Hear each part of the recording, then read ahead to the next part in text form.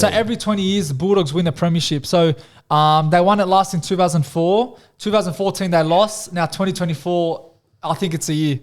Surely. To be boys. Put the house on it, eh? Yeah. Hey guys, and welcome back to the Touchline podcast. Bringing you guys a special video today. We've got a special guest. He's played 174 NRL games. He's played for many clubs, including our beloved Bulldogs. Halfback, he's played 6 games for New South Wales, and he's the reason to why Queensland's 8-year streak had gone down the drain. We're here with Trent Hodkinson. How are you, Trent? How's it going, Trent? Good, boys. Thanks for having me on. Hey, I'm excited to be here, and yeah, quite an introduction, mate. I had a couple of clubs there, but my favourite being the Bulldogs, boys. That's the one. No, I appreciate we appreciate you coming on the podcast, man. It means a lot to us.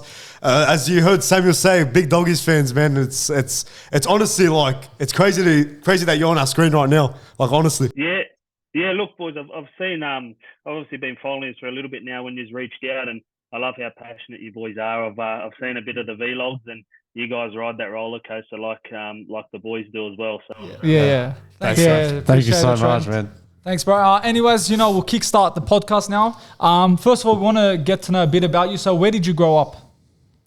So I grew up out in Campbelltown, boys. I was born out there, a bit of a Westie. So I actually went to primary school out there, and then played my local footy out there. I actually started in under 6s. I played soccer.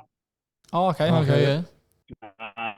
I went to footy in 7s and 8s, and then I went back to soccer in 9s, and then had to make a bit of a call in when I was under 10s which way I wanted to go. And most of my mates from school played footy, so that's what I chose. And played out in the West Comp there for Eaglevale St Andrews. So I actually played alongside Chrissy Lawrence in junior footy, and obviously he stayed in that area. And then I got to about 12 years of age, and then in, I think, year 5 and 6, you start making the Sydney Southwest and your regional areas.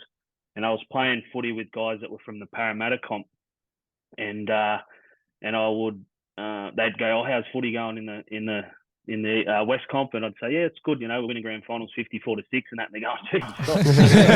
And I was asking them the same question, and they'll only win by 2 points. So I just thought, for my footy moving forward, I then jumped over to the Cabramatta team and played, with Tony Williams, Lindsay. Inu was a year above.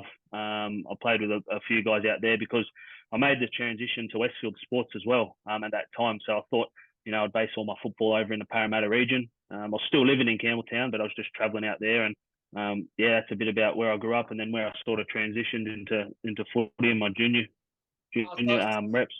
So you played with a few players that you end up playing in your future career, especially you mentioned Inu and Tony Williams. So you knew those boys before you headed to the Bulldogs. Yeah, I did. As I said, I played a lot of football with T-Rex, Hainsey, and Inu when I was playing upper grade because he was older at the Parramatta. In the Parramatta juniors there, I went through mats, through ball. I played Jersey flag, and then under 20s there. When the under 20s was the first time it started, that was my age group. So played a lot of footy with those boys, and then we went to school together at Westfield as well. So that's good. Oh, that's good. How did you fall in love with footy? Like, was there anyone in particular, your family member or your friends? Like, what really got you into that sport? Yeah, it's funny because I come from a soccer background. My old man's Pommy, and both grandparents are English. So my brother played soccer growing up, and he's 7 years older. So you think I'd go down that path, and I started to in under 6s. But then I don't know. I just found it.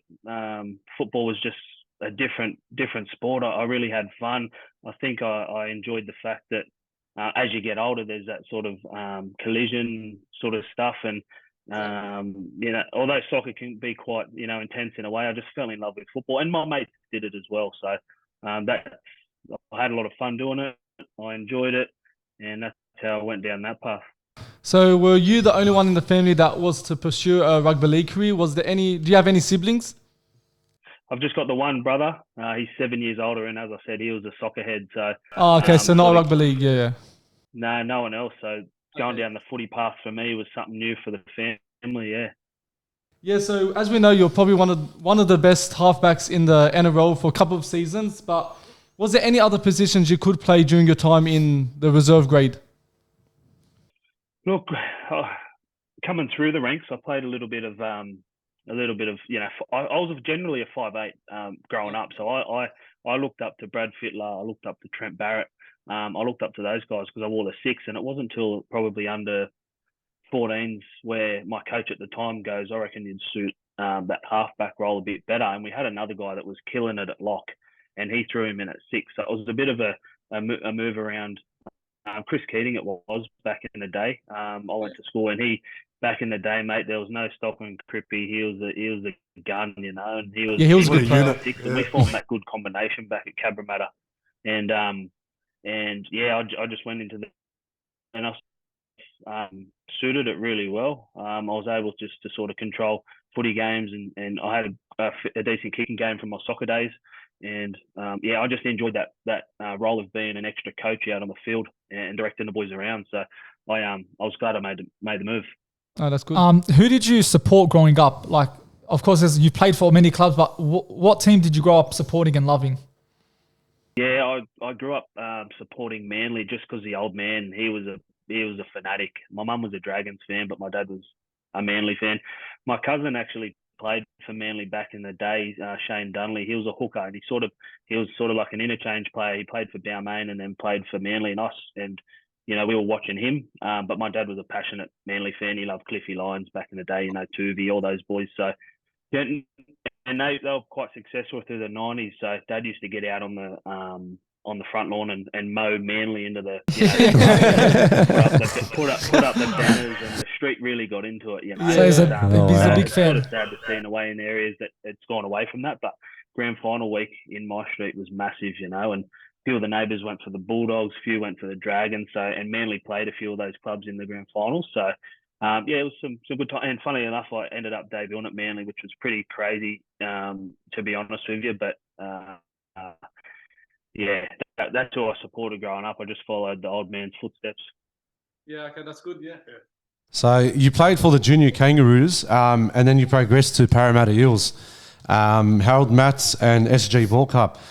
Before signing with Manly, was there any other clubs were interested and saw your potential as a rising star? Yeah, so I was lucky enough to play the Junior Roos, and that side was pretty stacked, as they all are these days. You know, most of the players for the Junior Roos go on to play first grade. And before doing my knee when I was 18, you know, I was coming through the ranks at Parramatta, and they were pretty keen to keep me around. And but at the time I was coming off contract. I did my knee when I was 18, which at the time, you know, I was pretty looking around going, not too many people I know have done their knee. So I was pretty, even that young. Yeah, at a very young age. Yeah, rare back then. So my recovery process, I couldn't really compare to other guys. You know, how did you go at this point in time when you recovering from your knee and etc. And I didn't really have anything to bounce off. So to me, that was all new. But in front of me, I had Timmy Smith just come off a massive rookie year at Para. Brett Finch was in the another half there. I had James Maloney in Premier League, myself in 20, so it was pretty stacked in that position. And Parramatta had a few options, but they didn't offer full-time roles, but where Manly did. And, you know, coming off a pretty solid injury, you know, I was pretty grateful that Noel Crusher Cleel out there, along with Des, he was a recruitment guy at the time. He brought me over to Manly. And I remember I was on the tools at the time because I'd started my apprenticeship. I was probably 2 or 3 years in, and I had the work kit on, and I walked into Desi's office, and Desi looked me up and down, and he goes, "He'll do." I'm just this little scrawny, you know, trading, you know, trying not to make too much noise. And I was pretty lucky that those guys, I was signed a couple of years there at Manly, and ultimately that's what you want to do as a kid. You know, you want to play.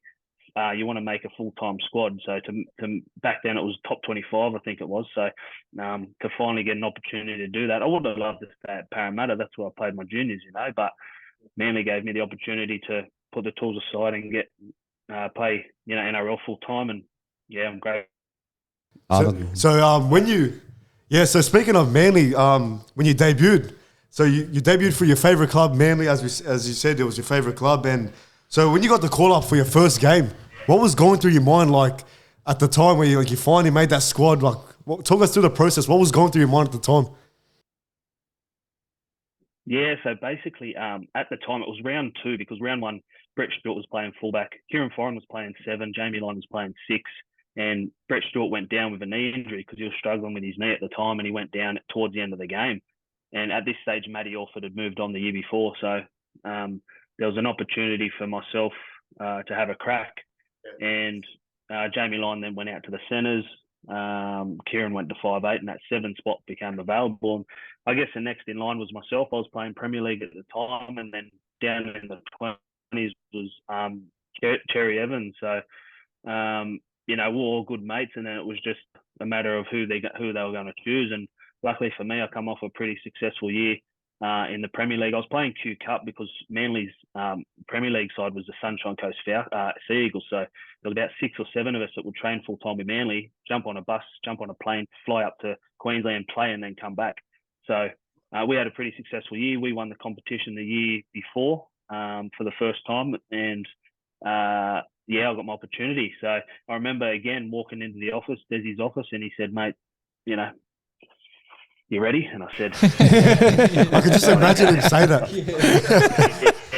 Mate, the intensity was like, it was unbelievable. And then he got real close to me and got, you know, how he is. He's just like, and he like clobbered me on the side of the ear, and he goes, "You're playing this week, mate." And I just, mate, what'd you say? My eardrum was burst. So keep for your family, you know. And anyway, a couple of days later, because I played with, you know, Timmy Manor, who was playing for Para at the time, and a few other boys. So I was going to play my junior club I played for. How it worked out, it's pretty surreal, you know. Yeah. And Timmy Manor messaged me like a few days after, and he goes, "Little birdie says you're playing this week, eh?" And I'm going, "How does this week know that I'm playing?" Like, I haven't told a soul. And then funnily enough, I run out in the 18 jersey, and Timmy Mena's looking at me because I think he was up front, or I was kicking off and whatever, and he just looked at me and smirked because I didn't respond to him. I just kept and then next minute I'm out on the field going up against him. So yeah, it's pretty cool. Was it like, of course, as you said, you're versing Para, like, it's weird how it happened. Like, were you happy that you were versing them, or in a way, because you loved them so much, it was a bit of a sad emotion that you were versing your old club? It was probably, I was more sort of just feeling of getting my opportunity. Hey, it being against Parramatta at Parramatta was just, I guess, a little bit of icing on the cake. But yeah, I was just stoked to be able to get the opportunity. And yeah, during that game, I think my first touch was like a catch pass off a kick for touch, and then I did a catch pass, a tip on off the tap, and then my second touch was a try. Stevie Matter, I skipped across and I hit a hole. You know, I say it was 90 out, but it was 10 out, and you know, I put the ball down, and I was thinking to myself, how easy is first grade, mate? This is we're up 20-0. And then, you know, second half come around and Paris scored 22 unanswered points or something. And that was the game that Desi threw the door off the hinge. So that was sort of my welcome to first grade. So that was, yeah, interesting. You didn't just have just any debut. You scored in your debut. Not a lot of players do that. So it's kind of cool in a way. As I said, mate, I was pretty lucky, mate. I was stoked, you know. And as I said, I was like, how easy is this, you know? Next minute, I don't score a try for another bloody 2 years, probably. So you got to take them when you can get them. Yeah, exactly. But, yeah, so your debut season actually turned out to be quite a successful one. Can you talk us about that game, the game where you took 2 field goals against the Bunnies? It was 26-25. Do you remember that game? I do, yeah. It was at Brookie. I think it was, I don't know if it was a little bit wet or it was, Brookie was always just a sloshy ground before it got improved. But I do remember that game. I remember Dave Taylor just running at me all day. I think he got Dave Taylor in the corner because he was a beast back in the day. He was crazy. He was crazy. Yeah. Chrissy Sandow was playing. Isaac Luke was playing good footy out of hooker, and yeah, they went in front by field goal, and I was lucky enough to tie it up. And then we got another opportunity, and I kicked another one. So that was the first time I kicked 2 field goals in a game, and I went down to do that a couple more times, but. Yeah, it's pretty cool, man. It was that's good. was a game I'd remember definitely in that debut year. Yeah. Well, you only stayed 1 year at Manly, and then the next year you were joining the Bulldogs. After that successful season at such a young age, did you feel you could really cement a spot in the Bulldog squad the following season? Yeah, I did. That was a whole plan. I mean, I was at Manly. I was happy. I loved all the boys. There was a good crew there. There was an older crew there. You had your Kings, your Watmows, your Stewart brothers. The list goes on. Jamie Lyons, Stevie Matter, and I really sort of settled in there nicely. I found a home there essentially. But Canterbury come along, and Brett Kamali was sort of moving on. He was finishing up his career, and there was an opportunity to make the move over. Ultimately, it was probably the years that Manly were offering another 2-year contract. Bulldogs were offering a 3-year contract, and I sort of wanted to go somewhere where I can, cement myself, cement my position, and hopefully stay there for a long time. So, I sat down with Toddy Greenberg, and it was Kev Moore at the time who got me over there.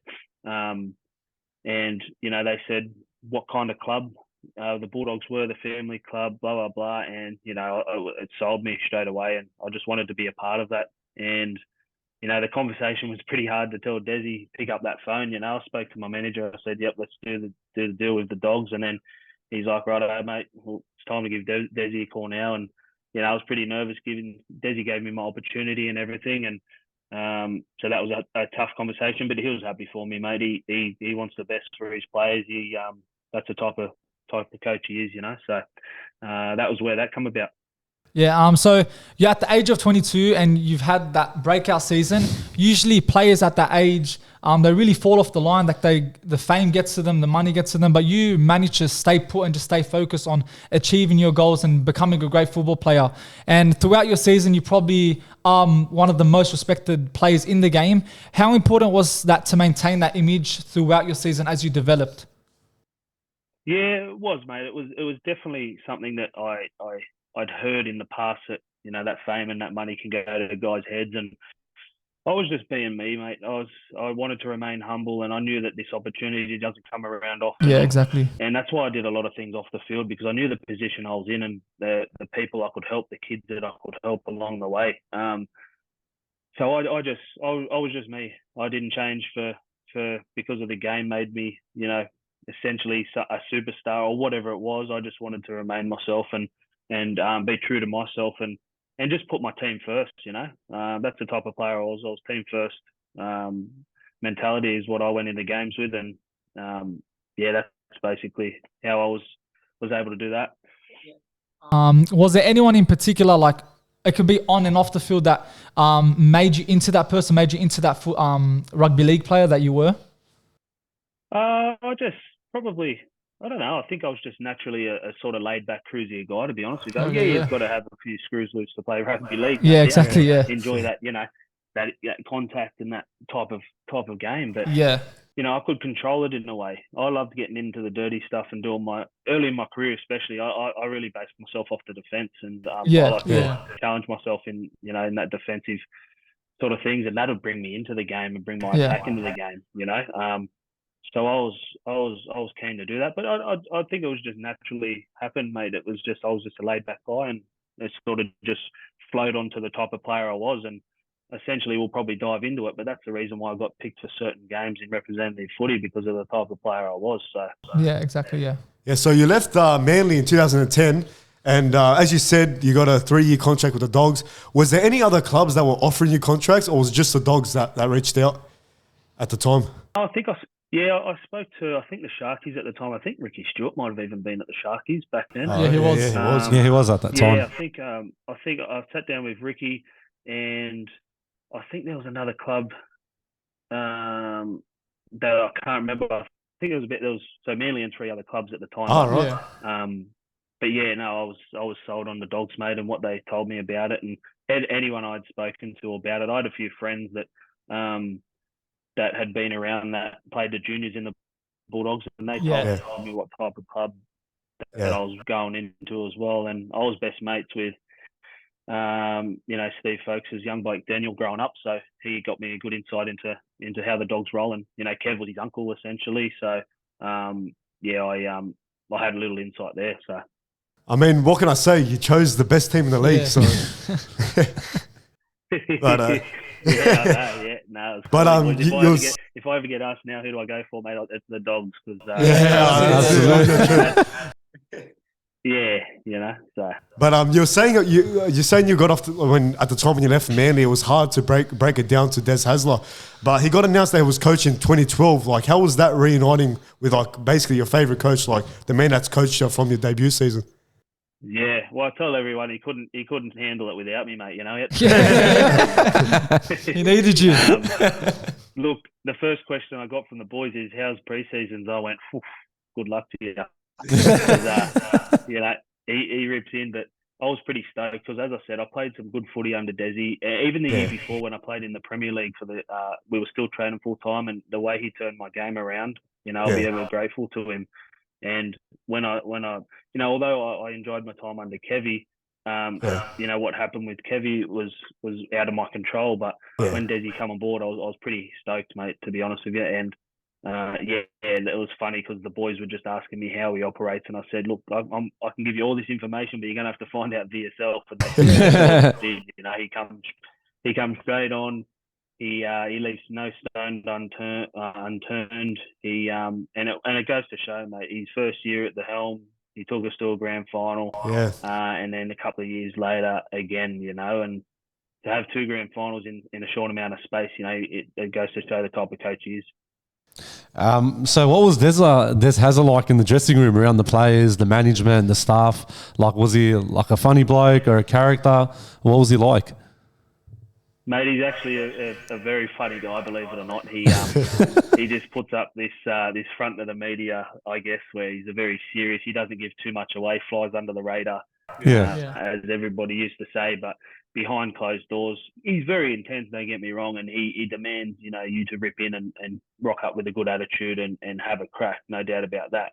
But then on the flip side, as I said before, he wants the best for the players. If there's anything happening in the media, he'll be the one to front up. He won't let the players do it themselves. You know, he'll protect the players. So he's just someone that will work hard for you if you work for him, and vice versa. So as I said, I've got a lot of respect for Desi. He made me the player I was, and he's got a funny side. I think there was one occasion there we had a little meeting. We had this thing where it was called, I think it was like a court case essentially, and Desi would always, like, if you did something wrong, you had to front up to the court, you know, or fine in house, you know. And Desi rocks up in this suit with his briefcase, and he lays down the law. He was never getting beaten in that court case, mate. Even if he did, he wouldn't allow you to. But oh God, up, he sings, he gets on the guitar, you know, like he's a very fun character to be around. Yeah, and I think that's the brilliance of Des Hasler. Like, he's installed that fear into the players. Like, the players know his mentality and then the standards he sets. And you see other coaches in NRL these days, you don't feel these players fear the coach. And I feel that's why their standards are low. Like, you see when he came 2012, 2013, 14, he was just consistently playing good. So I think that's the reason why you all succeeded. I agree with you 100%, because you know where you stand. Yeah. Whereas some coaches can be, you know, they've got to draw the line. They're one of the boys or their coach, you know. Where Desi he could do it both, but he was majority of the coach. You know, 80%, exactly. 90% coach, and 10% was one of the, you know. So he just knew how to get the best out of the players and how to work best, you know, what could work for the players and the team. Exactly. And that's why everyone respected him. Yeah. So heading into the 2012 season, your teammates went to have an extraordinary season, making it to the grand final, and unfortunately you were dealt with many injuries, a shoulder injury and a knee injury. How was it feeling to be on the sideline, knowing that you couldn't help the team to win the grand final? Yeah, it was definitely tough. It was one of my harder years, or it was my hardest year in my NRL career. It was the year I almost gave the game away for good at the end of it and got back on the tools, to be honest with you.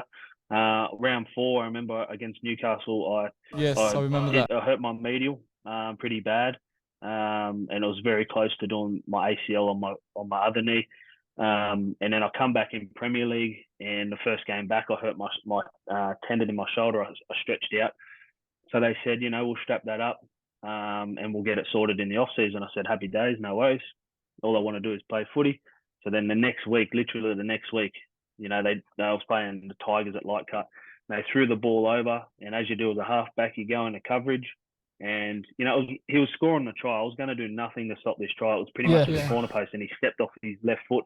And I just went to bat the ball out of his hand and just laughed the ball. And my shoulder got caught and just dislocated. So what game was that?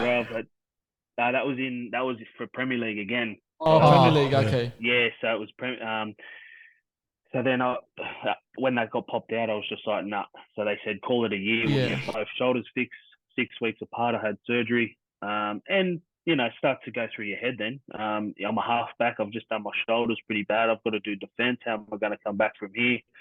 So I doubted myself a lot, and was lucky enough I had my wife around me, a good support system. The Bulldogs looked after me. You know, I had physios and everything. They did their best. But it wasn't until I don't know if you guys followed the NFL, but I picked up a book, and it was called Coming Back Stronger. And it was Drew Brees, quarterback of New Orleans Saints. And I followed NFL, but I didn't really have a team. I had, you know, the Packers or the Aussie colours, or the Cowboys, you know, I followed them. Dallas, they're a big team. But I picked up this book, and it was called Coming Back Stronger. And Drew Brees, he had a 360-degree rotator cuff tear in his tendon in his throwing arm. So I thought, okay, this is interesting. I'll have a crack. And I thought, you'd think there's no chance of coming back from that. You know, it's his main weapon. He literally, tore it to shreds. Anyway, through his book, he writes down the processes he went through and what he went through to get it back and this and that. I took a lot of motivation and inspiration out of that. You know, I reckon if it wasn't for that book, I wouldn't have given footy a crack. You know, I was very, very close, as I said before, to give the game away. You know, 2-3 years in my NRL career and get back on the tools and just do that. So, and now, you know, and then I went into following the NFL. My young bloke's name's Breeze now. It's just got a bit of meaning behind that, you know, because I owe a lot I don't know the bloke, but if I didn't pick up that book, man, I was done, you know. It's funny what you can pick up and you read. And I tell a lot of people out there now that I do a little bit of stuff with the NRL now, and I'm down that mental health side of things. And, you know, everyone goes through some bad stuff. There's no doubt about that, but it's how you handle it, and the tools, you know, the strategies you go down. And whether it's reading a book, who would have thought reading a book would save my football career? Yeah, exactly. You know what I mean? So it's funny what small things can do, you know. So that's right. It was a tough year, but going back to the grand final, I was so happy for the boys because I was involved in a team that was going to the grand final. So exactly. 100%, yeah. It's amazing, you know. And everyone was playing good footy. Benny Barber had the freakish, one of the I was going to mention that. You know, Joshy Morris, Reynolds come in. It was such a great team. Third year. It was such a good team, mate. Yeah. It was really good. And, you know, minor premiers that year, but unfortunately Melbourne, they got us on the day, which was disappointing, but it is what it is. That's what happened. Had you been there, Trent? Had you been there, Trent? I reckon you would have won it. Missing piece. I'd like to think so, but you never know, boys. I do remember Good Charlotte that day. They played all right before the game, eh? Oh, yeah. That's what I remember about the day. I think my missus was more stoked at Good Charlotte than going. You mentioned Barber earlier. I wanted to speak about that. We got him on the pod a few months ago. How was he like a guy on and off the field? Like, was he a good mate of yours? Yeah, we're pretty close, Benny and I. Our partners were close as well. So, but Benny was just a natural freak, mate. He was a guy that, you know, we're doing fitness. He won't mind me saying this, but we're doing fitness, and he would come dead last, like in the really? 2-3K time trials. You know, in the gym, he'd probably be the weakest guy in the gym, but it didn't mean anything because he was footy fit. You know what I mean? And like he would not struggle. He'd be anywhere on the paddock. You know, he was strong ball runner. He could fend. So, you know, looking at him at training, you'd think, oh, how's this bloke playing first grade? And then you watch him on TV and he's a yeah. Bro, he's a freak. He's crazy. Just the things he does on the field is mind blowing. Mate, it was unbelievable. I just seen that try again on social media today. I think of that against Melbourne, that 100-meter try. Oh, yeah, I remember that. I remember that. I was watching that. Oh, yeah, it was ridiculous. Hey, you scratch your head at that. Like that whole season was of his was unbelievable. Yeah. Yeah, it was a good top player, Ben Barber. So you struggled in 2012, especially with that injury. How did that motivate you heading into a new season, 2013? Like, what was going inside your head? Like, just try to get back into that team. Yeah, it was just basically, like you said, was just trying to get back into that side in any way I can. I had a strong preseason, coming back, and I was coming off contract. That was my last year because what I signed. No, it was my second. No, 11, 12, 13. So it was my last year of that contract. So I knew I had to come back and repay the Dogs after having that season off and try and push for the new one. So it was just basically about getting my body right, having a big preseason and trying to get back into the squad. Yeah. All right. So now we're talking about 2013. So you played your first match in round 6 since recovering from your injury. How did it feel to be back playing the sport that you loved so much? Yeah, it was unreal. It was as I said, I went through the ringer the previous year, and just to get that relief and that, I guess it was ultimately like debuting again in a way. To be honest with you, I got a tattoo on my chest, and I got it that off season. It's a phoenix, so the rise again, starting from the ashes, like you're reborn. That's what it felt like. I was starting again. Because I've been through so much on and off the field, and it was a big relief. Was that where was that game at? Was that round 6? I wouldn't remember. I wouldn't actually. I think it was probably after. Was it Cowboys? I think so. Maybe after Souths. Yeah, after Good Friday. I remember. Round 6. Yeah, and probably was Cowboys. I think I was up there, eh? Yeah. I think you were there. Yeah. So it was just a big relief, to be honest with you, and I was stoked that I could get back out there and beside the boys, and give my 2 cents, I guess, in a way. Yeah. Well, I think it was round 14, 2013. I think a lot of Doggies fans won't forget this moment. Glenn Stewart was tackling Josh Reynolds. It was against Manly at Brookvale. Yeah. Josh Reynolds done a flip, and it turned out to be a penalty. 40 meters out. All the pressure's on you, all the eyes on you to get that 2 points. Like, what was going through your head at that moment? Like, you won the game for us. Like, it was just a chaotic, scene overall. Like, what were your thoughts? Oscar for that, Grubby, doesn't he? Sorry, what was that? He deserves an Oscar for that dive. Yeah, absolutely. Of course he does. Oh, mate, he tumbled. It was like he was doing a somersault at the end of the... Yeah, exactly. I tell you what was going through my head. That was on the 50-metre line, and I thought, Jesus, this is going to be a big kick. I was going to have to throw it off to Inu, because Inu was a goal. Oh, yeah, Inu. I remember Christian Inu, yeah. On him, so... But it was lucky... Yeah, it was lucky for my good mate, Foz. He spoke. The ref, and the ref marked him 10, so I went, I'm a chance here. Yeah. So... Again, it was against an old club. I had a lot of mates there, so it was funny how it works out sometimes. But I was confident. I said this. I spoke to one of my mates the other day, and those moments of a field goal when the game's on the line, or I've got a goal kick, is when I felt most comfortable. It was a weird feeling. I wasn't a player that could. I wasn't a player that could break the tackles 10 meters out from your own try line and run the length. Like, that wasn't my. But what I could do comfortably and confidently was when a game was on the line and it needed a field goal, needed a conversion, I was happy to do it. And I was very confident in that kick. I put in the work away from the footy in the training pitch, that I was confident that when these moments comes, I could hopefully ice them. Yeah.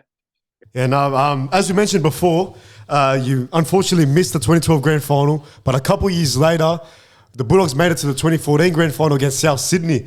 Now, that was your first grand final experience. Talk us through that week. Talk us through that week in Belmore, especially with the fans going crazy, all the pressure on you. I mean, that grand final, even making it to that game, that grand final, like, there must have been a lot of nerves there. Like, did it affect your like game playing skills? Like, talk us through that week, like up until that game day. Yeah, it was chaos that week in Belmore. Jesus, that was going nuts, eh? It was so good. It was crazy. You can't beat it. There was cars going, horns, we getting banners, people hanging out of windows. It was just, where are we, man? I'm glad I'm wearing it. Welcome to Belmore, Trent. Yeah. So, but it was the week was good. I wish I went back and could slow it down a little bit. It all happened pretty quick, but the grand final breakfast and the people that were coming to training and open training sessions was unreal, man. I was second to none the grand final week, and especially where we'd come from. I think we dropped down on the ladder 6th or 7th that year, and then we went down seventh. to Melbourne, I remember that. Melbourne on our own turf. We come back. We had that game against Manly, Golden Point, and then we went Penrith, who upset, I think, the Roosters as well. So we went and played Penrith. So, and then, but the thing was, we lost Mick in that Penrith game, which was a big loss for us. He had a great year, and he had a good way of just rolling our forwards, taking so much pressure off us halves and just getting those middles rolling, Myself, I carried an injury from the Manly game into the grand final, so I had injections in the shed before the grand final. Josh Reynolds had injection in his shoulder before the grand final, so we limped into that grand final. So we were a wounded team then heading into the grand final. What's that, sorry? I said we were a wounded team, like a lot of injuries in the team. Yeah, we were, mate. We were. Wasn't aware of that. Left out. Myself and Grubby were limping. There was bits and pieces, but we did the hard route, and that's what happens when you finish 6th or 7th on the table. You've got to go the hard way, and that's why you don't see it often. Those teams winning grand finals, because by the end of it, you're limping in there, But we gave ourselves every chance. We were in the game up until the 50th minute. It was 6-6, and Burgess scored over the try line, and then they just had a snowball effect on us. That was sort of just cut us, and we lost all momentum then. And then, South just had a roll on, and it was no stopping them. Was it the Penrith game that you got injured during the match? Manly game. Oh, Manly game. Oh, cool. Manly. So I went off in the first half. Remember, I followed the kick down, and Jamie Lyon caught it, and he put a little step on, and I tackled him, and sort of landed on me. I felt a click in my knee. I think it was just a bit of cartilage or meniscus. And so I limped off, and then I come back on, and then we're able to, I was strapped up, and we're able to win the game and etc.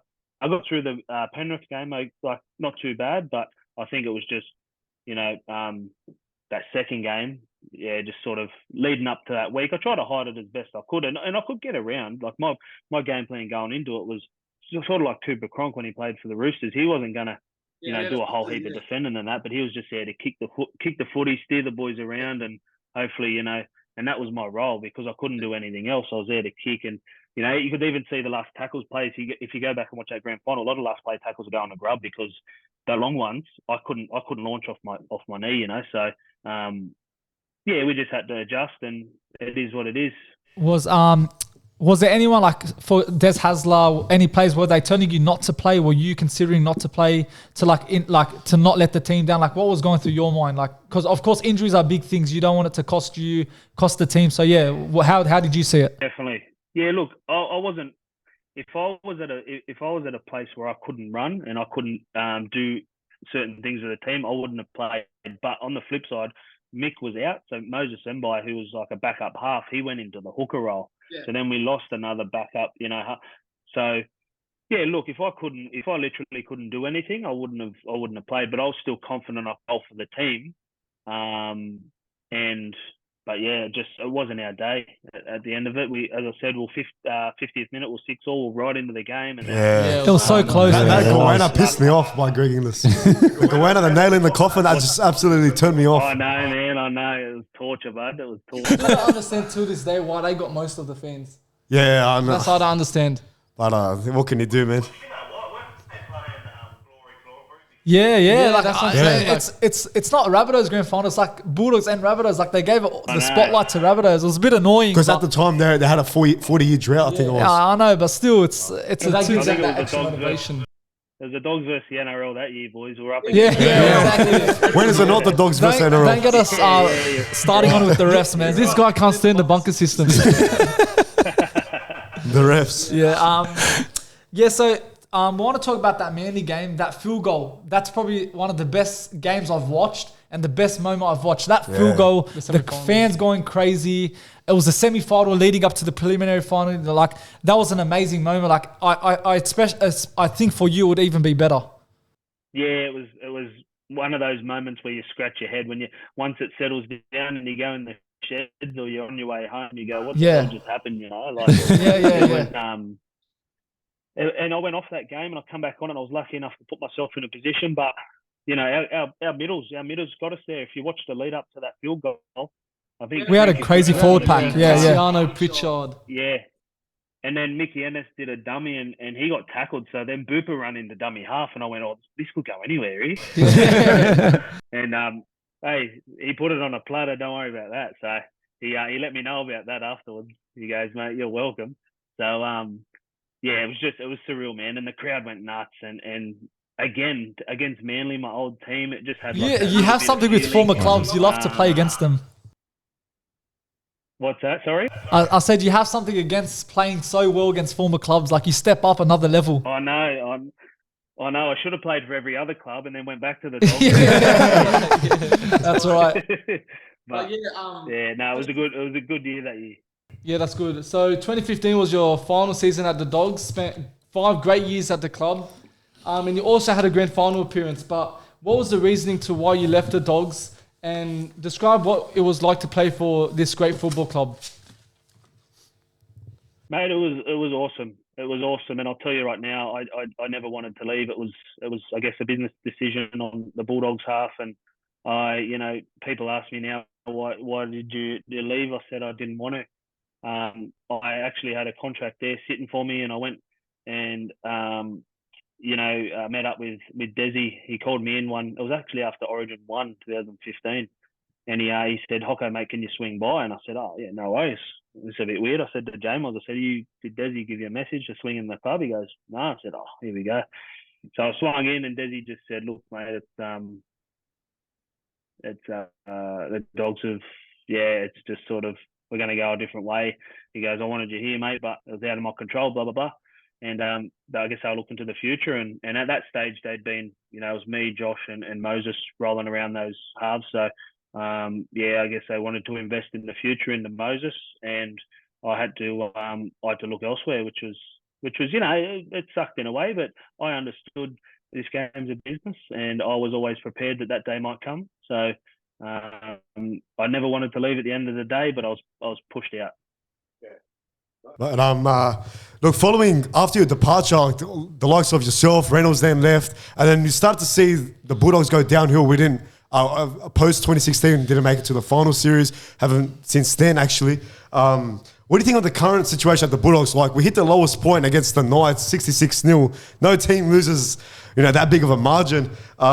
Look, personally, I think the likes of you, Reynolds, all these Barber, you are like what a Bulldog should be, as in. As you said, you had those injections in that grand final. Like I know a lot of these players. I don't like to bag on these players, but I know a lot of these players now in the Bulldogs. They won't do the same they won't do what you did really in the grand final. Just talk us through like the current situation or your thoughts about the Bulldogs like now in this rough patch.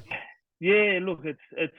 I've obviously watched the Doggies for quite some time from a distance now, and the next club went to the Bulldogs, it was a phase where it was going through a rebuild phase. And, I don't want to say that because it's been quite a long time now for the Dogs to go through that. But I don't know, mate. Hey, it's frustrating to watch. I just think, I know it's going to take a little bit of time, but I guess on the recruitment side of things, is there some things that have been a little bit questionable that way in certain positions? Because it's hard to say. It's definitely hard to say, and I don't want to sit here and bag out my old club and say how disappointing it is. But we all want them to be successful.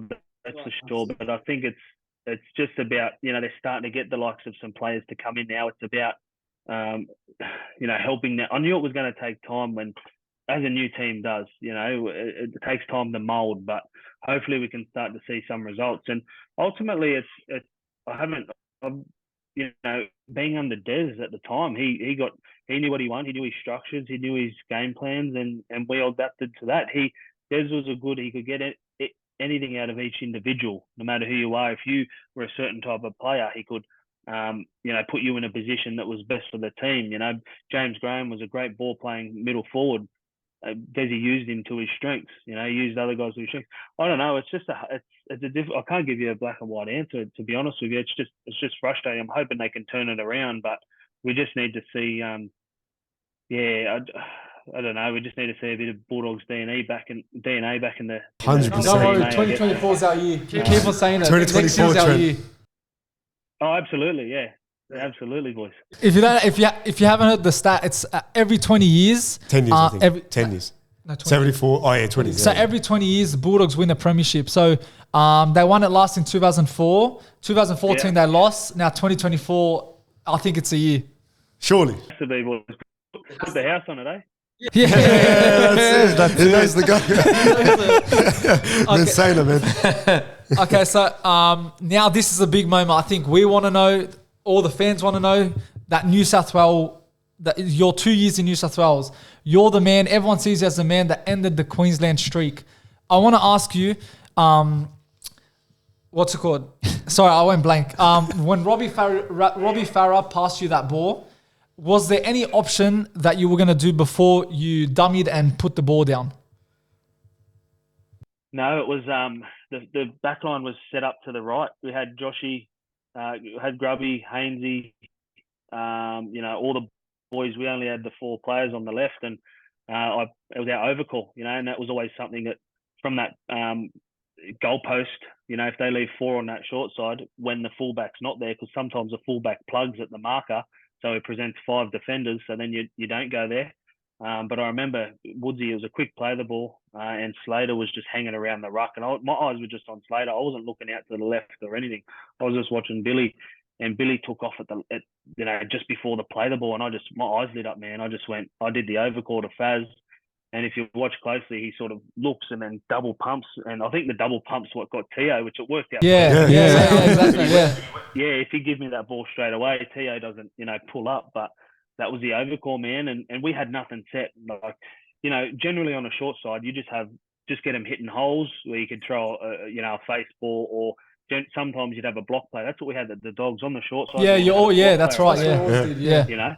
And but this time Ryan Hoffman was running holes at Ches or the halfback all day, and he was just it was a time where I just sort of had to have a crack myself, and luckily enough I did, mate, and it was all she wrote, and I was lucky to be in that position that the team got me there. And there was no plan; it was just catch it and do what you got to do, and then it opened up, man, and I got over, and then I put it down, and I put my finger up, and I looked over. I thought it was the Blackies Blues, and it was all the Queenslanders. So I went off. Right. Is that why? Oh, really? So that's why? Because I saw you pointing your hand. Yeah, it was a crazy moment when you put the ball down, you kicked the conversion. In those last 8 minutes, were you thinking that you potentially ended the Queensland streak? Yeah, it was a long 9 minutes, man. Long 9 minutes. Yeah. I was like, hurry up. But it sort of probably didn't kick in till the whistle went, because what Queensland's like, they go to the death.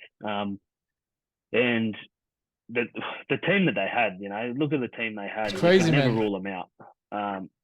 Crazy team. And for us to be in a position that we were, it was just surreal. And then even that, like, they got a penalty after the siren, and then they threw it one way, and they kicked it.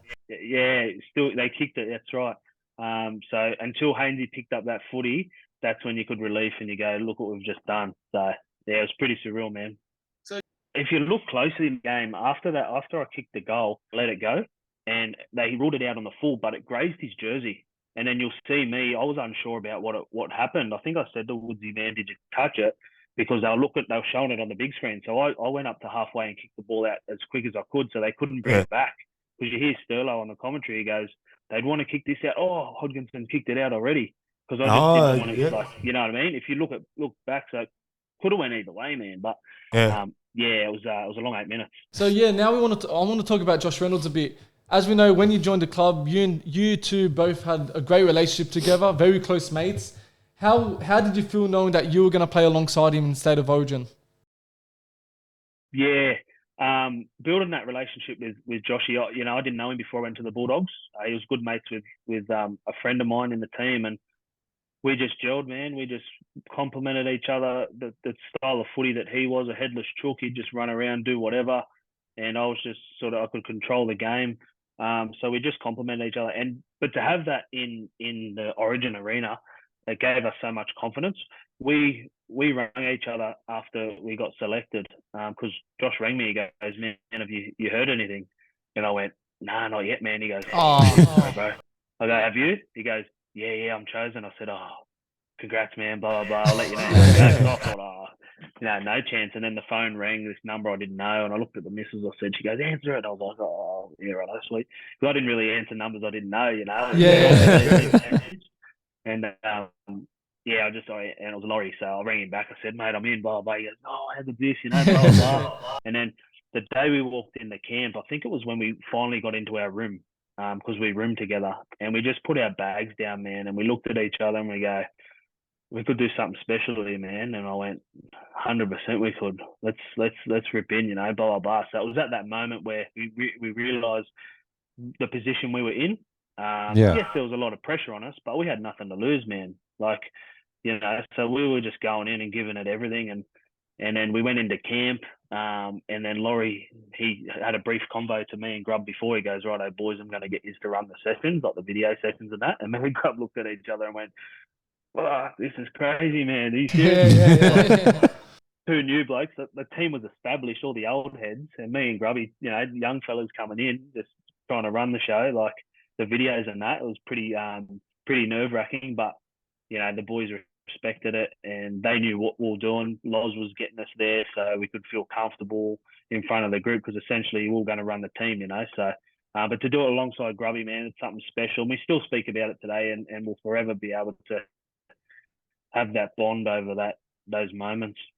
Yeah. So game one, of course, you and Reynolds, it's your debut Origin season, and you're heading to Suncorp, and we know how hard it is to win at Suncorp, especially when it's an Origin match. You go there, you win the game. That really laid the foundation of that game 2 victory. So when you won game 1, how much confidence that installed to you and Reynolds, but also the whole team? Yeah, it was huge. It was huge, not only on us individually, but the team, because we based ourselves off the defence. We called it, we said, we had the saying, it was a blue wall, whatever it takes, and it was a low scoring match up in Suncorp, and we needed to do that. So to do that up in Suncorp, we gained so much confidence then to go back into Sydney and do it. But, for us, mate, like to run out, we were getting hammered all week by the Queensland media, even some of the New South Wales media, mate, to an extent we're questioning us, or especially my selection and everything. So, I made a pact and we went into camp up in Coffs Harbour, and I made a pact not to pick up any newspapers, not to watch any, news outlet. That was the best thing I did because I can go into the game with a fresh mind. And, it was huge to get the victory up there. I think other than Sterlo, it was the first halfback to win on debut in Suncorp, so it was pretty special. Yeah. If it wasn't for you, it could have been a 12-year streak because they end up winning the next, I think, 3 after that. So thank God for you. Thank God for having you in the team. If it wasn't for you, it could have been even worse for the Blues. Yeah, mate. It was when I was in the 15 series, I think they won game 1 in Sydney by a field goal, and I was spewing too because I seen this clip when they played around Origin, and I was ready for the field goal to line it up to even it at 11-all. And Faz was at dummy half, and Doogs come in my pocket, so I could have another option if they rush me.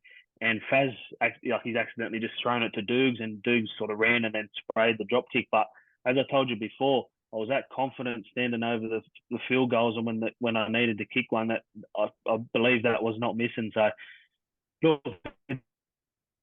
in hindsight, if I kicked that, it goes 11. Game 1 could have been different. We went down to Melbourne, we won down there game 2, and then back at Suncorp they beat us, so in the decider. But I was happy with my opportunities in Origin. I got to win one. We got close to the second one, and then they went on their way as they do. They rotate the halves and they pick the next man up. So I'm pretty grateful for my opportunity for the Blues. Quickly, how great is it that you can tell your kids you were the one that ruined ended the streaks for Queensland? Yeah, look, it's going to be cool, man, when he gets older, because he wasn't around during footy, so just little Yeah. things. Yeah.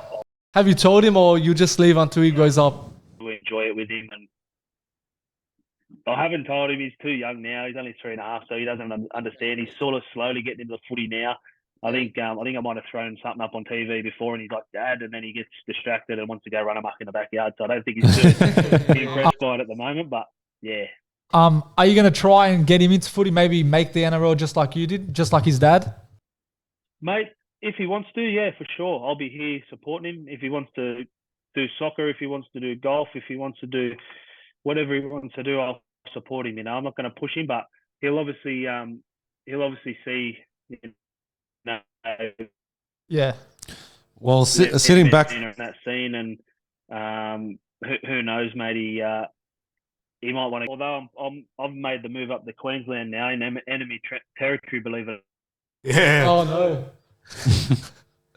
Is it cut out Something's happened. in the recording? And Oh, I you don't say know. it's Can you hear? Can you see it? Can you hear us? Yeah, got ya. I think it's the Yeah. internet. It's unstable, man. Sorry, it's our internet. Our internet's having a. You got to pay that internet bill, boys. I might have to, man. But yeah, I think that's right. Mentioning, you said you live up in Queensland. It seems like Queensland, a part of Queensland's in your heart, because I saw this photo the other day on Instagram. Oh, don't get I was me shocked when I saw it, started. man. Talk us through this photo. Bring that close to the screen, Yeah. Shobham. That's disgusting. You played juniors for Queensland? No, so what? I'll give you a bit of a background story on that. So when I said I played for the Sunny Coast Sea Eagles for Manly's feeder club, it was pretty much the best players in the Queensland competition versus the best players in the New South Wales competition. So 85% of the players in that Queensland resident side were from New South Wales. So it was basically New South Wales versus New South Wales. Right, okay, makes up for It it. wasn't sort of where you're from or whatever. It was just the best of the best, both comps, you know what I mean? Yeah. So Yeah. it was tough putting on that jersey, I'll tell you what. And I think before the game, Wally Lewis was giving us a pep talk. And look, I respect Wally, and he's like the king of origin or whatever he is for Queensland and stuff. But that was tough, man. That was the game that remember the game where they put Queensland put the bomb up to Kurt Gidley and they all rushed him? Oh, yeah. Yes, I remember that. Yeah. I think that was back in game, 03, bro. I think. It was all happening, mate. Oh. So yeah, it was insane. No, I don't thought have I'd to mention mention it. it anymore if you boys are wondering, so don't worry about that. You've proven you're innocent. Oh, man, you made up for it when you broke the streak, man, I'll tell You you. made up for it. Yeah. Oh, it's good, boys. Quickly, before we move on to the next topic, what are your thoughts on the Origin this season? The one just passed? The one just passed, yeah. Oh, it's lagged again. Yeah, disappointing. I think, although last 10 minutes of that first game, but I just feel as though the first game or two, we played more individually than as a team, where Queensland played as a team. And Yeah. I think we got it right that last game, man, where we Yeah. picked guys that were the best fit for the team. Could have picked that side first game. And it just goes to show that we do have a very, strong players that were from New South Wales that are there to be selected. It was just we just had to get that right, I think. And I guess getting out of that Origin series was we just playing a little bit individually rather than a team. Exactly. Yeah. I think that's how we all see it too. Could you be the potential next coach for Blues? You could. You're the one that broke the drought. Bro, only if I've got Grubby by my side. That's what we need. absolutely, That's yeah. what we need. I was waiting for that. We'll get the dogs, boy. We'll get the dogs. Yeah, boys. that's it. Okay, bro. We need you there, man. All right. So when you joined the Knights, you were announced to be one of the 3 co-captains for Knights alongside Jeremy Smith and Tariq Sims. So coming into that new club, like getting that captaincy already, like how did you feel? Like it was a big moment for you. Yeah, it was a big moment. I remember going back to this old verse-in-year-old clubs and that. We played the Newcastle Knights in the 2015 season. I think it was round 23 or something. And we'll get lead into coming up to the final series. And I went to the line and passed the ball. Timmy Laffey hit a hole and scored a try, but Tariq Sims bobbered me, man, and I broke my wrist. So that ended my Bulldogs career early. Oh, yeah, that's right. So Yeah, I remember that. I Yeah. didn't play the finals in 15, which sucked. But so then to go to Newcastle, who it happened against, and I'm really good mates with Taz now. And then going there with recovering from a wrist injury, being a sort of elder player, and then going into a captain role was definitely a challenge for me, but it was something I really enjoyed. There's a lot of young guys there as well coming through, so I was happy just to be sort of someone that they could have a chat to lead from my experiences, I guess. So yeah, following the 2016 season, 2017 unfortunately turned out to be a very difficult one for you. Round 7 you were dropped into the Intrust Super Premiership, and you were also stripped of the captaincy. At that moment, how were you feeling? Yeah, I was pretty disappointed, man. I've briefly had a chat about this on quite some time ago. I just wish it sort of worked out in a different way. I think at the time there was a lot of we were struggling as a team. There had to be some big calls made, and I guess the coach sort of what get called into sort of drop your halfback and your captain at the time. Yeah, it is what it is. I didn't agree with it, but I've got to man up and move on, and that was the decision he made, and then that's what happened. And I think I ended up coming back in the back end of the season, and we won a few games, and I saw that season out. But yeah, it was a pretty tough time, man, to be honest with you. As I said, when you're at a club that's struggling, there's finger pointing and all this sort of stuff, and yeah, I was on the end. I copped the brunt of that. This is something, if you want to talk about, you mentioned in the media how the Newcastle Knights were a bit toxic behind the scenes. If you want, is there anything you could delve on that? So, like, what made them toxic? Like, what was wrong with the club? Sorry, say that again. You broke up. I was saying that you mentioned in the media after your retirement that behind the scenes in the Newcastle Knights was a bit toxic. I was saying if you could delve a bit deeper into that, if you want, like it's totally up to you. Oh, look, man, I said what I needed to said back then. I don't really want to. I feel as though I've moved on from that. Yeah. That time in my career. I might have been a little bit angry at the time and just wanted to have a chat about it, but it was just more the fact that I didn't really agree with certain things that were happening there. In to put it the right way, I knew there was things going on behind the scene, and I didn't really agree with it. And yeah, that's probably where things happen. Yeah.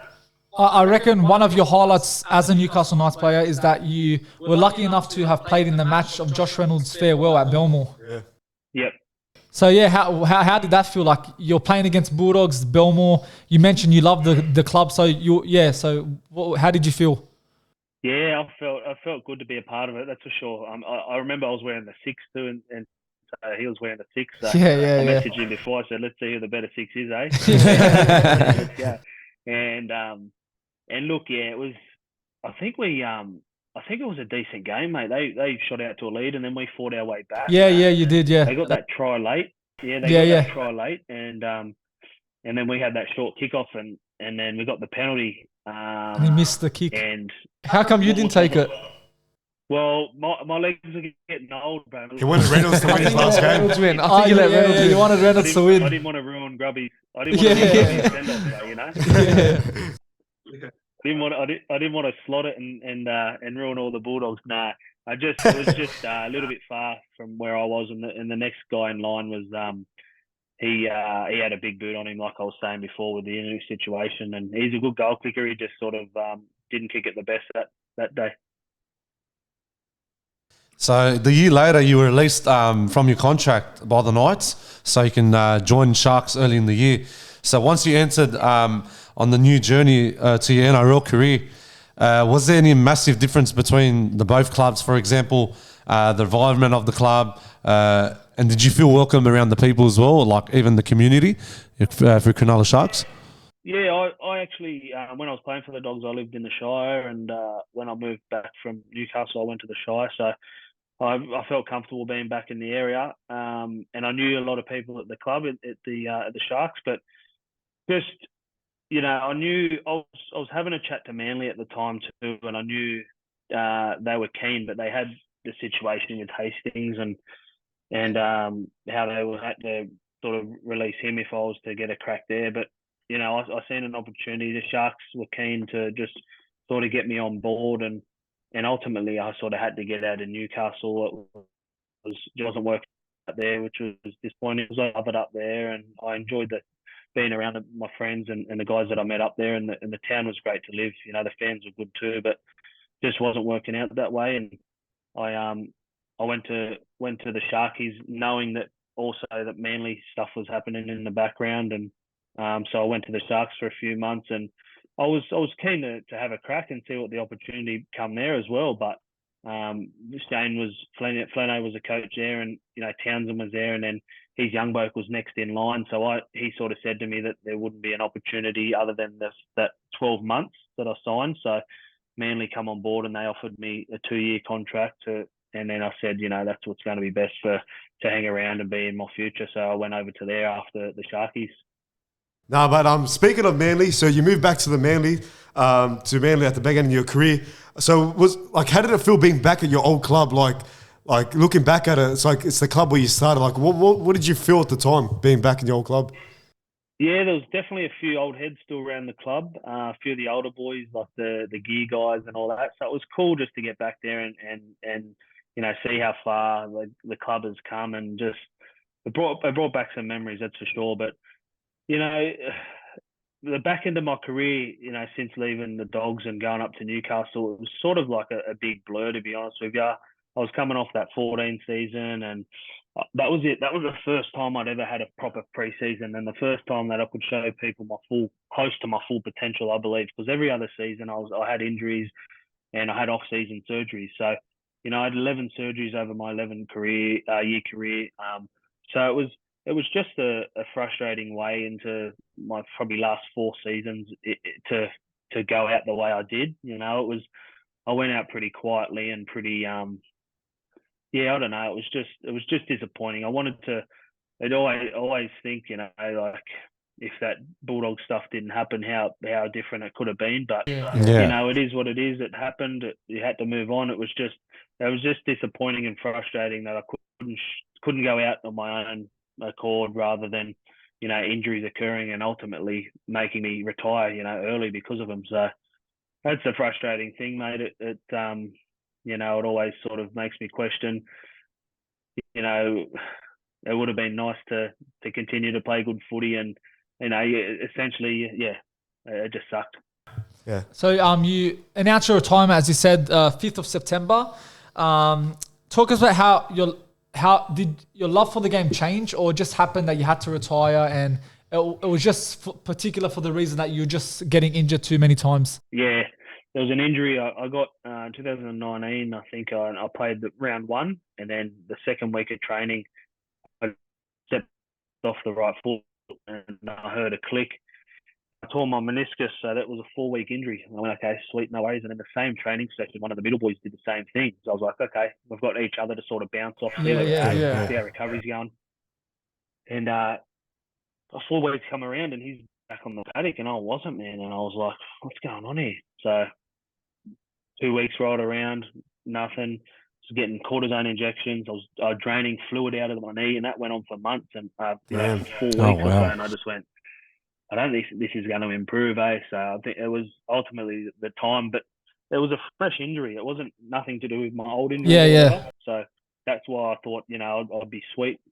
And then by the end of it, it just didn't recover, and that was my way of my body saying, it's time. So it was an easier decision because I was forced to do it, but it sucked in a way that, I still see guys running around now that's still my age, or I still play with, that it's like, I wish I was still had the opportunity to do that, but it is what it is. Panned out the way it did. In a way, you could be still playing because you're 34. You still see some players at that age still playing, maybe have 1-2 years in them. So Josh Reynolds just retired. So do you feel you could have been still playing if you kept fit and just no more injuries? Like you could have dealt with? Yeah. Look, I retired in 2019 before COVID hit. So there's 2021, 22.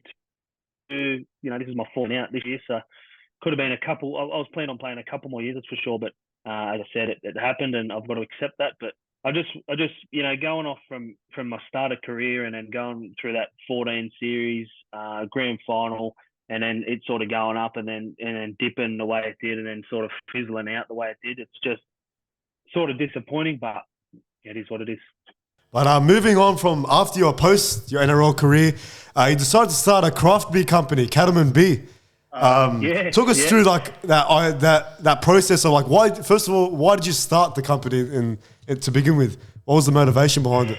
Nah, basically, mate, myself, the Morris boys, and a couple of our mates, we had a punters club, and we're called the Cattleman's Crew. And why we called it that was we just love to get together, have a beer, have a punt, and have a good cut of steak, you know. So a good feed together, and then I think it was 2019. We won a trip away, a golf trip away, man, and we were drinking a few Northerns, and we went, how good would this be sipping on like our own? Yeah. So exactly. Let's just have a crack, you know, blah blah blah, and then I think a year or so later, 9 months later, we went into production and we got it made, and we just had a bit of fun, mate. Like, it was never going to be a crazy thing for us, but you know, you always have those dreams of bringing a beer out and being able to retire and kill it, but that's not the way. We were just having a bit of fun with it, you know, and we're just still having fun with it now. And as our lives get busier, it's harder to put the time into it, that's for sure. But you know, we're at a stage now we probably need to build a team around it, look after it itself, because we just grew it ourselves. And you know, we've done a decent for 7 guys that know nothing within the beer industry to get to where it is now. We've done okay. So that was just a little hobby on the side that we could do. Clearly, you're doing amazing, because I tried to find the beer earlier this week. I went to Belmore. I went everywhere looking for Cattleman's beer. No one had it.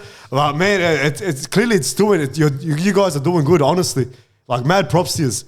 Because I couldn't find it anywhere. Everyone's like, we're out of stock and whatever. I was like, couldn't believe we're it. in the process now of doing another batch. So we should get them on the shelves again in the next couple of months, which would be good. So it's good to hear. to let us know how it goes. Yeah, for sure. Yeah.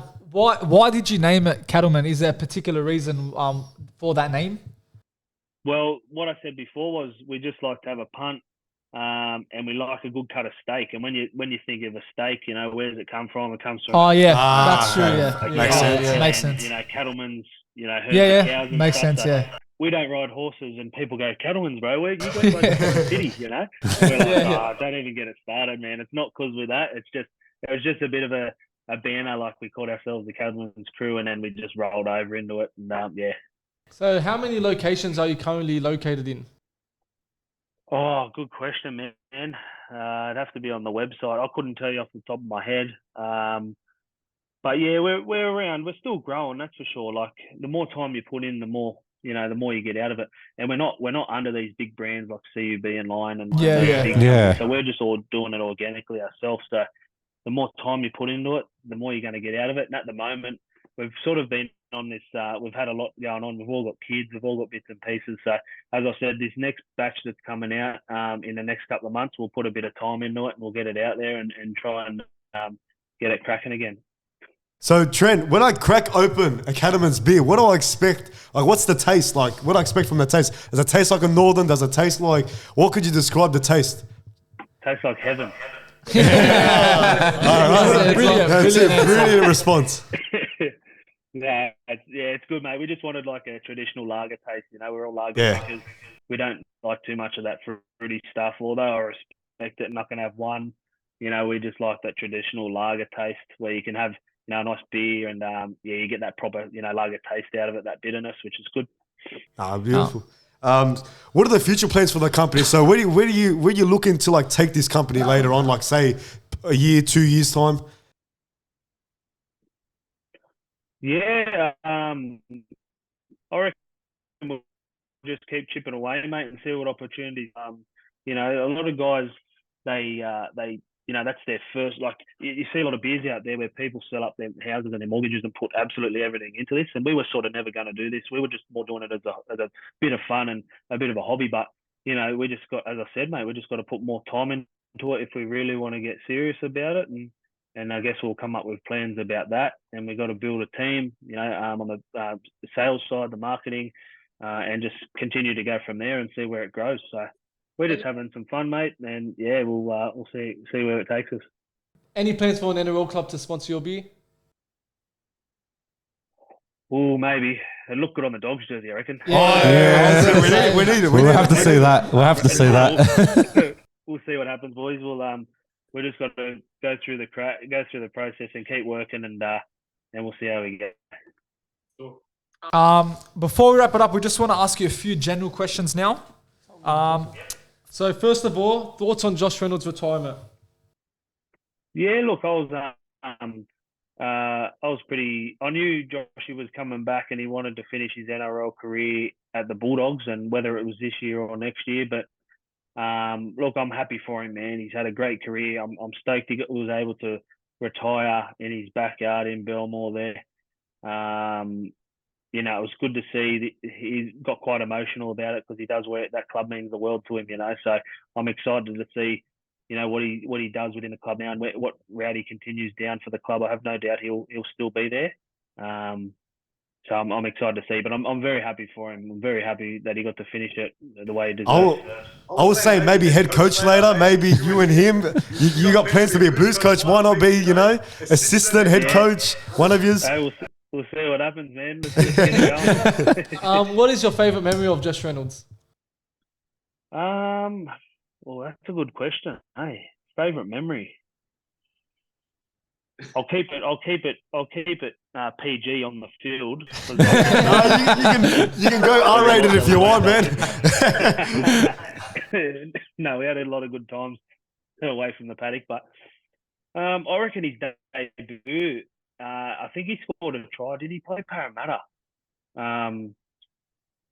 On his debut, or did he play Canberra? Oh no, it was. He scored against Sharks. It was Canberra. He had the little mullet back then too. Yeah. He might have been second game, and then he played. Yeah, second game. Yeah, so Canberra. He played his first game. Back to draw the fullback, and he scored. And I could just see him look up to his family and just like how happy he was. That was a pretty cool memory. I got right there next to him to experience it with him. Yeah. So, what's your favourite moment as for yourself as in the Bulldogs jersey?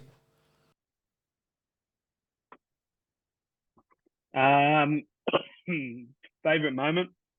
It'd have to be running out in the grand final, although the result didn't go our way. Yeah, that moment, that week leading into it, the fans, how crazy it was. Like I'll never forget that, man. You know, the drums, it was full on, man. It was sick. Yeah, it's always full on. Us Dogs fans, we do our best. Probably the grand final week was what I'll remember for sure. Was there any funniest moment in the sheds, like with you or what's his name, Sam Cassiano, Frank Pritchard, Tim Brown? Like, was there any funny moments like in the sheds? If you remembered anything? There was heaps. There was heaps. I'm just trying to pinpoint something. Take your time. Yeah, I'm just trying to pinpoint that. There was a lot of banter all the time, man. I remember coming back to a locker one time, and I think it might have been, I can't remember who it was, but I reckon they used about 60 rolls of strapping tape on this bloke's locker. And like he was coming back from the shower, and he like had no access to anything. He looked at it and just turned around and walked out. I think he left his car in a towel. He gave up. He could have been bothered.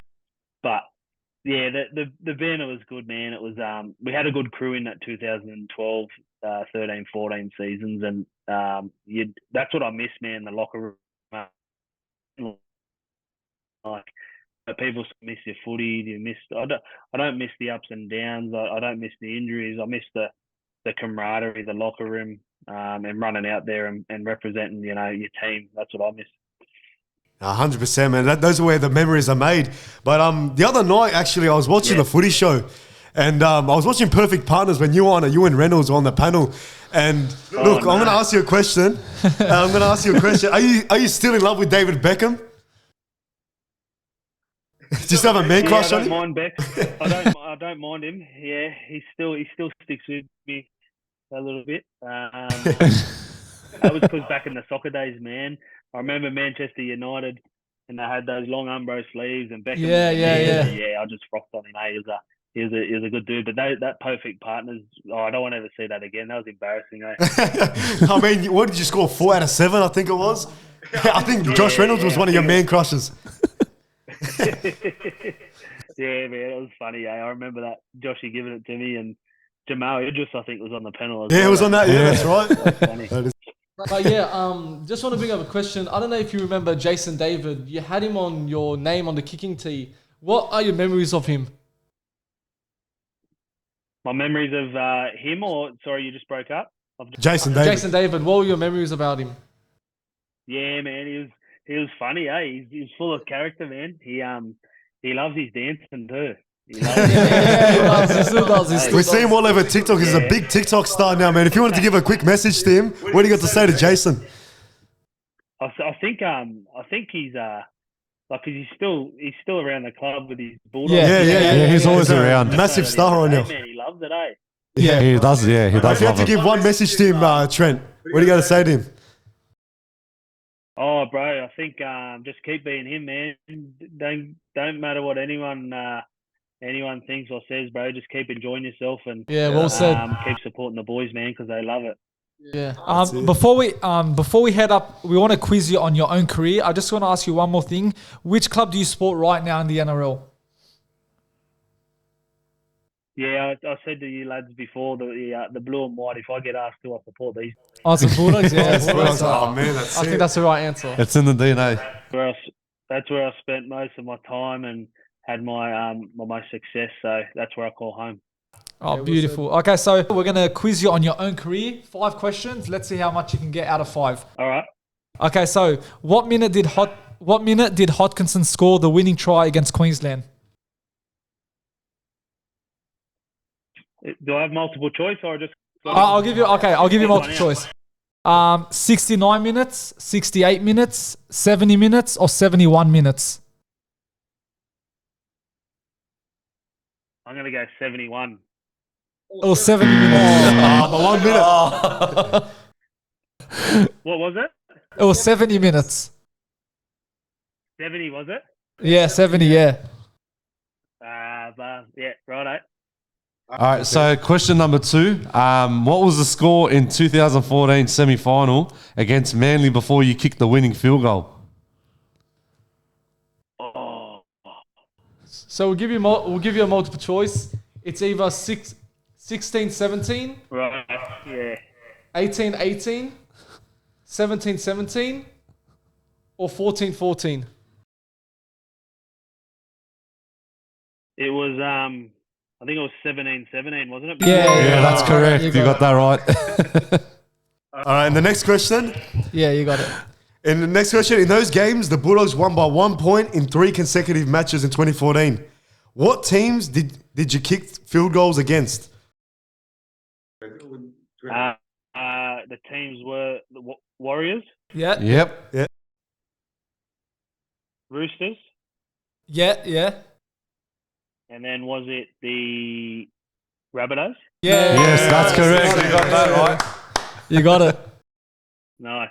Next one, number Beautiful. 4. 4th question. True or false? Trent Hodkinson got 20 assists in 2015.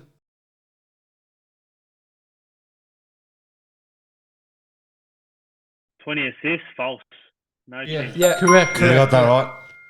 Okay, final one. So far you're on 3 out of 4. It was false, hey? Yeah, false. Yeah. That's correct. So one more. How many tries has Hodkinson scored in his career? 18, 19, 20, or 21?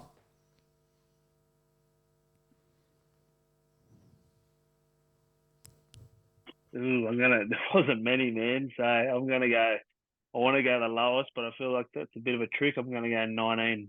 It was 20. You scored 20.